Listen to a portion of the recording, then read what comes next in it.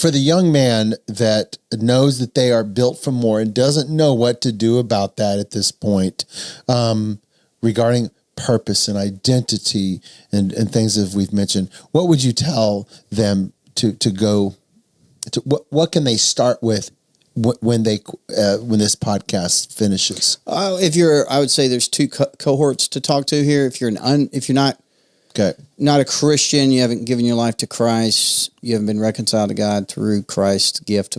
I would say that's the first step. Is like, and I always tell this to young guys if they're not Christians, just go. Why don't you just go ask God? Mm-hmm. Like, well, I don't believe He's real. Well, could He be real?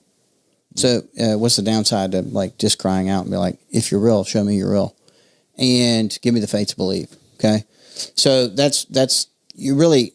I could give lots of business advice on how to be this and be that, but if your spiritual identity is not shored up, life's gonna be quite empty. Yeah, you're gonna be naturally selfish.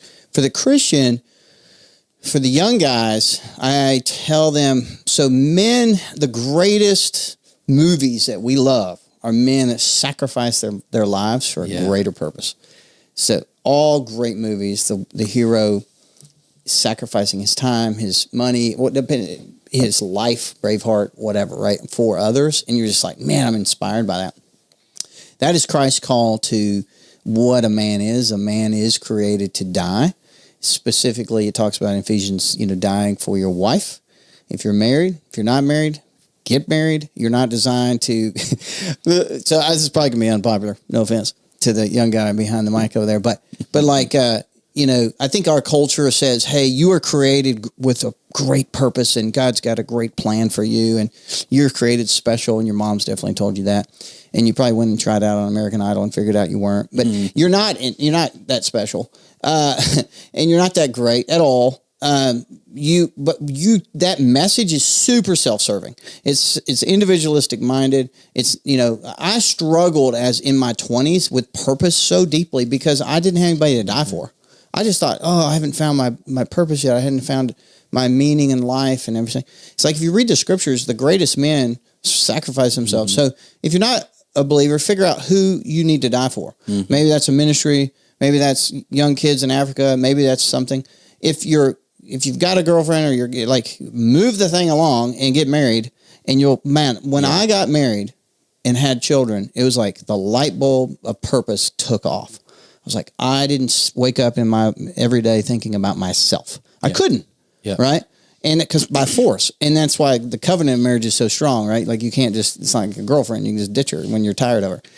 And so my message to young guys is find somebody to die for. Go serve. Go serve in your church. Go serve the least of these. And you will have deep, deep purpose in your life. And if you're married, don't serve the least of these before you serve your family.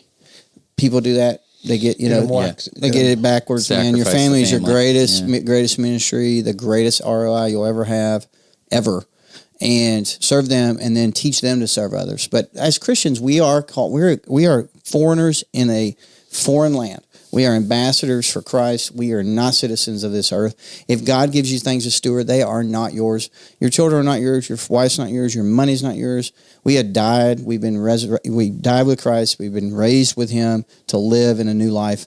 And that is not a life of acquisition and, finding my purpose in life and all that. There are pleasures in life for sure, but a great man is one that dies for the people God's given him to die for. Mm-hmm. And that's what stewardship is. It's like laying your life down so others can live. So that's so good. Awesome. So powerful, man. I appreciate you sharing that.